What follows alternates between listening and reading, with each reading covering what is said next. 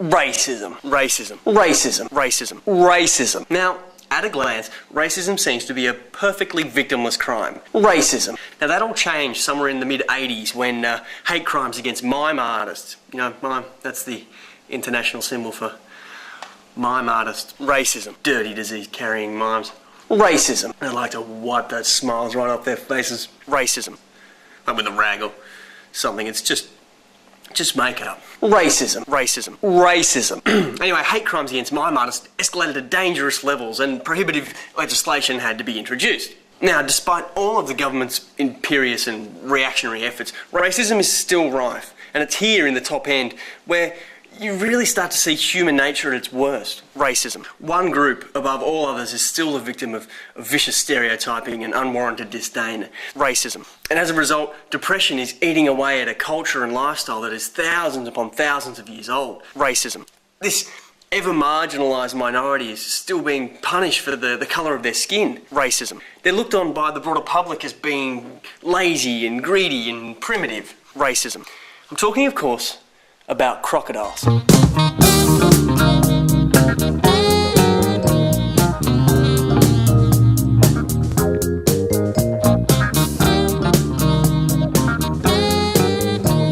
Crocodiles have had a bad rap for ages. For nearly 100 million years, they lived in the waters of the top end undisturbed.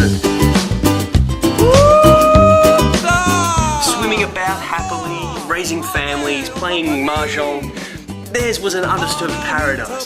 Food was plentiful, the beaches were pristine, rental properties were both abundant and affordable. But that was all about to change. About 100,000 years ago, the traditional land of the crocodile was invaded by boat people from the north. Only a few at first, then more and more. Invaders would eventually become known as Australian Aboriginals. These Aboriginal invaders arrogantly laid claim to and made settlement on crocodile's homeland. This was the beginning of a dispute that would result in years of violent disputes and arguments and concessions and hurt feelings. It's left relationships between Aboriginals and crocodiles strained and fragile to this day. Finally, this boiling pot has reached the breaking point of tipping meltedly. This was the last straw that got the camel's goat and broke its back. This is really, really, really serious. Now the crocodiles are biting back. Pun completely and unashamedly intended.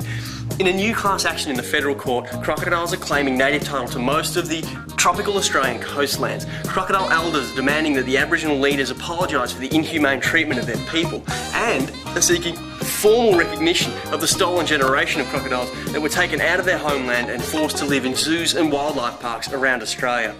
This initiative was buoyed by the recent death of this man, a figurehead of the crocodile harassment and oppression. Now that the khakis of cruelty are finally laid to rest, the battle can begin. Now, I tried to make contact with leaders from the crocodiles and the Aboriginals to appear in this story, but both parties declined to appear on film. They sent me these prepared statements from their legal teams. From the Aboriginal camp, the Aboriginals are tired of crocodiles hiding behind their government protection, posing as an endangered species. Truth be told, crocodiles lead lush lives, draining the fish stocks in our nation's waterways. The average life expectancy of a crocodile is, on average, between 6 and 54 years longer than any human. We encourage the crocodiles to engage in Australian life and practice their culture, but in so doing, get a job and allow free enterprise in the top end. It's un-Australian to be a drain on the taxpayer. That's something they'd do in Thailand or some hole. In response, the crocodiles had this to say. Mate, we crocodiles are a proud people. We can no longer tolerate being taken advantage of. Our culture has been exploited for your country's tourism, bastardised for your popular media, and mythicised for your idea of national identity. We may make attractive handbags, but we will not carry it around no more.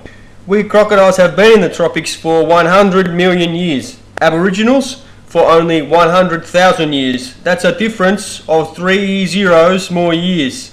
That may seem like nothing to you, but being in opposition to that, we would take the contrary position. Crocodiles and Aboriginals. I'm sure we haven't heard the last of this. I don't know. Call me naive, but is it wrong to wish for a world where two groups can come together and swim in the same estuary without someone getting eaten? Na na na na na na na na na na. sorry, I couldn't get through a whole thing about crocodiles without doing that once. That's fair, right? Come on, have a